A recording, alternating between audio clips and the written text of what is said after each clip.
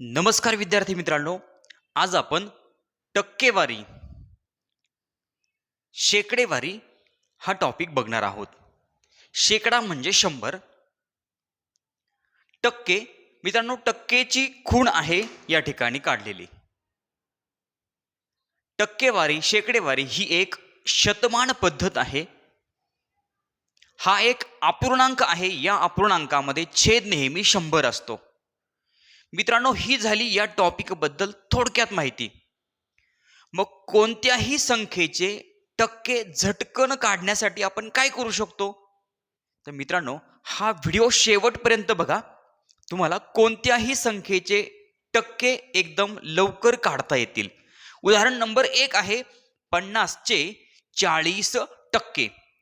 बघा, आता 50 चे म्हणजे काय असतो तर गुणाकार.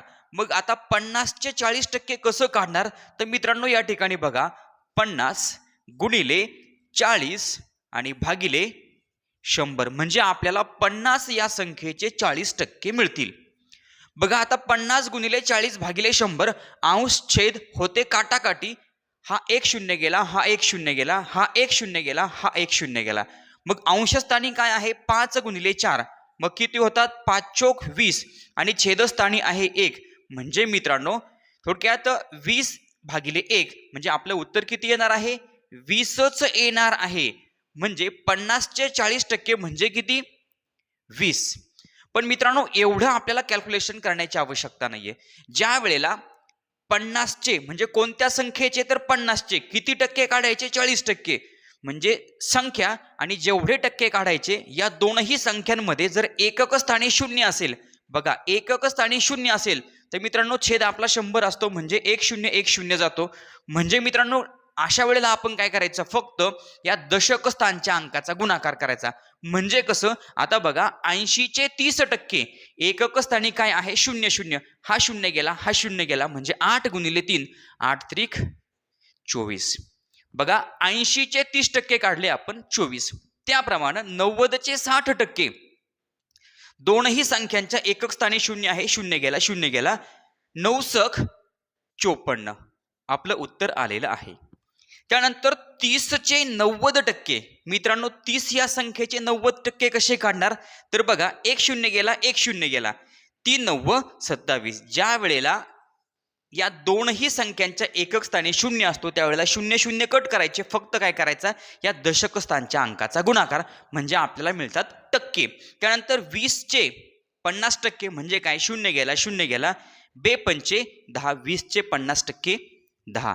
विद्यार्थी मित्रांनो, हा व्हिडिओ शेवटपर्यंत बघा. कोणत्याही संख्येचे टक्के आपण एकदम झटकन काढण्यासाठी वेगवेगळ्या प्रकारचे उदाहरण बघणार आहोत. बघा, 50 चे 40% म्हणजे 50 गुणिले 40 भागिले 100 हे कॅल्क्युलेशन केलं म्हणजे आपल्याला उत्तर मिळालेलं आहे 20.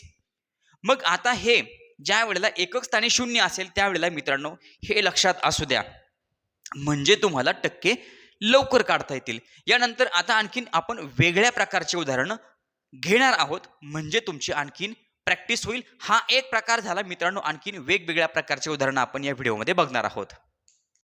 विद्यार्थी मित्रांनो, यानंतर कोणत्याही संख्येचे 10% काढायचे असेल तर काय करणार? अतिशय सोपी ट्रिक आहे मित्रांनो. व्हिडिओ शेवटपर्यंत बघा, सगळे उदाहरणं बघा म्हणजे तुमच्या व्यवस्थित प्रॅक्टिस होईल. 78 चे 10% मित्रांनो कसे काढणार? तर 78 छेद 10 लिहिणार. मग आता 10 मध्ये 1 शून्य आहे म्हणजे काय करायचं, उत्तरामध्ये उत्तर म्हणजे काय, आता 78 चे टक्के काढायचे आहेत म्हणजे 78 लिहिले. उजवीकडून एका अंकानंतर दशांश चिन्ह द्या. आपलं उत्तर आलं 7.8. 78 चे 10% 7.8 किंवा 7.8 म्हटलं तरी पण चालेल. त्यानंतर 44 चे 10% म्हणजे 44 छेद 10 उत्तर येणार मित्रांनो 4.4. त्यानंतर 85 चे 10% 85 छेद 10 म्हणजे 8.5. त्यानंतर 120 चे 10% 120 भागिले 10 किंवा 120 छेद 10 मित्रांनो दशांश चिन्ह 10 मध्ये 1 शून्य आहे म्हणजे काय करायचं, उजवीकडून एका अंकानंतर दशांश चिन्ह द्यायचं. म्हणजे पहिला अंक आहे 0, त्यानंतर दशांश चिन्ह, त्यानंतर 2 आणि 1 म्हणजे मित्रांनो आपलं उत्तर आलं 12.0. हे 120 लिहून घेतले. उजवीकडून एका अंकानंतर दशांश चिन्ह द्यायचं आपल्याला उत्तर मिळालेलं आहे 120चे 10% म्हणजे मित्रांनो थोडक्यात 12. त्यानंतर 136चे 10%, 136/10. मित्रांनो बघा, उजवीकडून एका अंकानंतर दशांश चिन्ह द्यायचं म्हणजे 6 लिहिले, त्यानंतर दशांश चिन्ह, त्यानंतर 3 आणि 1 म्हणजे 13.6. मित्रांनो या पद्धतीनं कोणत्याही संख्येचे 10% काढायचे असेल तर ही गोष्ट लक्षात ठेवा. हे उदाहरण तुमच्या डोळ्यासमोर असू द्या म्हणजे तुम्ही 10% काढू शकता. मित्रांनो यानंतर आणखीन पुढचा वेगळा प्रकार आहे. आणखीन पुढे काही महत्त्वाच्या गोष्टी या ठिकाणी तुम्हाला या व्हिडिओमध्ये समजणार आहे. व्हिडिओ शेवटपर्यंत बघा.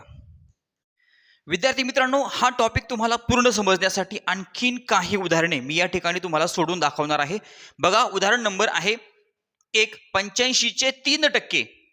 मग काय करणार, 85 चाचीचे म्हणजे गुणाकार गुणिले 3 आणि भागिले 100. मित्रांनो सुरुवातीला आपल्याला 85 आणि 3 यांचा गुणाकार करायचा आहे. 3×5 = 15, हातचा आला 1, 3×8 = 24 आणि 1/25/100. आता 255/100. तर मित्रांनो काय करायचं, 255 लिहून घ्यायचे. आता लक्षात असू द्या 100मध्ये 2 शून्य आहे म्हणजे काय करायचं, उजवीकडून 255 या संख्येच्या उजवीकडून 2 अंकानंतर दशांश चिन्ह द्यायचं म्हणजे आपल्याला उत्तर मिळालेलं आहे 2.55 किंवा 2.55 असं सुद्धा आपण म्हणू शकतो. म्हणजे 85चे 3% किती आले, 2.55. त्यानंतर मित्रांनो 50चे 12% म्हणजे काय, 50 गुणिले 12 भागिले 100. मित्रांनो 12 या संख्येनं आपण 50ला अगोदर गुणाकार करणार. 12 0 0 आणि 12×5 = 60. गुणाकार आला 600, 600 भागिले 100. तर मित्रांनो 600 लिहून घ्या. मग आता लक्षात ठेवा 100मध्ये 2 शून्य आहे म्हणजे उजवीकडून 600 या संख्येच्या उजवीकडून 2 अंकानंतर दशांश चिन्ह द्या. 1 2. आपलं उत्तर मित्रांनो या ठिकाणी आलेलं आहे 6.00 किंवा मित्रांनो आपलं उत्तर आहे 6. 50चे 12% म्हणजे किती आले, 6. त्यानंतर 63चे 4% मित्रांनो कसे काढणार, 63 गुणिले 4 भागिले 100. आता अगोदर सुरुवातीला गुणाकार करून घेऊया. 3 चोक 12, हातचा आला 1, 4 सक 24 आणि 1/25/100. 252/100 म्हणजे काय मित्रांनो, 252 लिहून घेणार. 100मध्ये 2 शून्य आहे म्हणून उत्तरामध्ये 2 अंकांनंतर दशांश चिन्ह द्यायचं. 1 अंक आणि 2 म्हणजे या ठिकाणी दशांश चिन्ह आलं 2.5 2. 63चे 4% आले 2.52. त्यानंतर 145चे 16% कसं करणार मित्रांनो, पुन्हा आपल्याला गुणाकार करायचा. 145 गुणिले 16 भागिले 100. बघा आता 16ने आपण या ठिकाणी अगोदर सुरुवातीला 5 ला गुणणार. 16×5 = 80, हातचे आले 8. 16 चोक 64, 64 आणि 8 झाले मित्रांनो 72, हातचे आले 7. 16 1 16 आणि 7, 6 दुने 12 आणि 1 13 म्हणजे झाले 23/100. बघा 23 म्हणजे 2320 भागिले 100. मित्रांनो 2320 लिहून घ्या. 100मध्ये 2 शून्य आहे म्हणजे या उत्तराच्या 2 अंकांनंतर उजवीकडून 2 अंकांनंतर दशांश चिन्ह देणार. 1 अंक 2 अंक म्हणजे मित्रांनो आपलं उत्तर आलं 23.20 किंवा 23.20 म्हटलं तरी पण चालेल. पुन्हा विद्यार्थी मित्रांनो हा आहे आणखी एक प्रकार ज्यामध्ये आपण पॉइंटचे उदाहरण बघणार आहोत. बघा 5.12चे 3%. तर मित्रांनो नेहमीप्रमाणेच आपल्याला हे उदाहरण सोडवायचं आहे पण या ठिकाणी पॉइंट आलेला आहे. पॉइंट आल्यानंतर काय करायचंय तर लक्ष द्या. 5.12 गुणिले 3 आणि भागिले 100. मित्रांनो हा गुणाकार व्यवस्थित समजून घ्या. आता 5.12 गुणिले 3 हा गुणाकार करताना हे दशांश चिन्ह नाहीचे असा विचार करा आणि मग गुणाकार करा. तर मित्रांनो गुणाकार किती येतोय बघा. 3 दुणे 6, 3 1 3 आणि 3×5 15. मित्रांनो गुणाकार आलेला आहे 1536. पण आता या गुणाकारामध्ये किती दशांश तळ आहे तर मित्रांनो 1 आणि 2 हे 2 दशांश तळ आहे. म्हणजे आपल्याला काय करायचंय, जे उत्तर आलं जो गुणाकार आला त्या गुणाकारामध्ये सुद्धा 1 आणि 2 अंक सोडून या ठिकाणी दशांश चिन्ह लिहायचं आहे. म्हणजे आपला गुणाकार किती झाला तर 15.36 आणि भागिले मित्रांनो आपण करणार या ठिकाणी 100. बघा आता 15.36 भागिले 100. तर मित्रांनो आता हे उत्तर कसं काढायचं, तर या ठिकाणी काय करायचंय आता 15.36 15.36 लिहून घ्या. तर मित्रांनो या ठिकाणी आहे 100, छेद आहे 100 म्हणजे 100 या ठिकाणी 2 शून्य आहे. म्हणून मित्रांनो काय करायचं, हे जे दशांश तळ आहे ना ते 2 घरं डावीकडे जायचं. दशांश तळ 2 घरं आपण डावीकडे जाणार म्हणजे बघा 1 आणि 2 म्हणजे या ठिकाणी दशांश तळ येणार. मग ह्या दशांश तळाच्या अगोदर पुन्हा एक शून्य लिहा. म्हणजे मित्रांनो आपल्याला या ठिकाणी उत्तर मिळालेलं आहे 0.1 5 3 आणि 6 म्हणजे 5.12 3% किती आले 0.1 5 3 आणि 6. यानंतर मित्रांनो आणखीन पुढे आहे दुसरं उदाहरण. मित्रांनो उदाहरण सगळे बघा म्हणजे तुम्हाला हा टॉपिक व्यवस्थित समजेल. 8.15 2% म्हणजे काय मित्रांनो 8.15 गुणिले 2 भागिले 100. हा गुणाकार व्यवस्थित समजून घ्या. आता 2 ने 5 आता हा गुणाकार करायचा दशांश चिन्ह नाहीये असं गृहीत धरून गुणाकार करा. बे पंचे 10 हातचा आला 1 बे 1 बे आणि या ठिकाणी 1 म्हणजे झाले 3 आणि बे 8 16. मित्रांनो गुणाकार आलेला आहे छेद 100 1630. पण आता काय करायचंय मित्रांनो इथं गुणाकारामध्ये काय आहे 2 अंकांनंतर दशांश तळ 2 अंकांनंतर दशांश चिन्ह आहे म्हणजे गुणाकारामध्ये सुद्धा 1 आणि 2 उजवीकडून 2 अंकांनंतर दशांश चिन्ह द्यायचं. आपल्याला उत्तर मिळालेलं आहे 16.30. मग आपलं उत्तर किती येणार तर भागिले 100 आहे. तर मित्रांनो हा भागाकार कसा होणार तर काय करायचं 16 30 लिहून घ्या. या ठिकाणी दशांश चिन्ह आहे म्हणजे मित्रांनो काय करायचं हे दशांश तळ काय करायचं आपल्याला 2 घरं डावीकडे जायचं म्हणजे या ठिकाणी 1 आणि हे 2 म्हणजे दशांश तळ हे 2 घरानंतर असेल. या ठिकाणी अगोदर 0 द्या म्हणजे मित्रांनो आपल्याला उत्तर मिळालेलं आहे 0.1 6 3 आणि 0 म्हणजे 8.15 2% किती आले 0.1 6 3 0. यानंतर आहे 10.5 11%. मित्रांनो गुणाकार व्यवस्थित करून घ्या. 10.5 गुणिले 11 भागिले 100. आता मित्रांनो गुणाकार बघा 11 5 55 हातचे आले 5. दशांश चिन्हाचा विचार करू नका 11 0 0 5 5 आणि 11 1 11 1155 आणि मित्रांनो भागिले 100. पण लक्षात असू द्या एका अंकानंतर दशांश तळ आहे म्हणजे गुणाकारामध्ये एक दशांश तळ आहे म्हणजे एका अंकानंतर आपण दशांश तळ देणार. मग आता मित्रांनो हे टक्के कसे काढणार तर 115.5 लिहून घ्या. तर मित्रांनो आता छेद 100 आहे म्हणजे आपल्याला काय करायचं हे जे दशांश तळ आहे 2 घरं डावीकडे यायचं म्हणजे 1 घर आणि 2 घर. मित्रांनो या ठिकाणी दशांश तळ आलेला असेल 1.155 किंवा 1.155. मित्रांनो हे आहे 10.5 11%. 26.3 3.3%.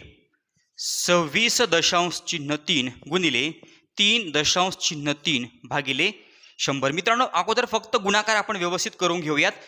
आता 26.3 म्हणजे 263 गुणिले 33. मित्रांनो असा गुणाकार करा 263 गुणिले 33. आता दशांश स्थळाचा विचार करू नका 3 त्रिक 9 3 सक 18 हातचा आला 1 त्यानंतर 3 2 6 आणि 1 7 दशकाचा 0.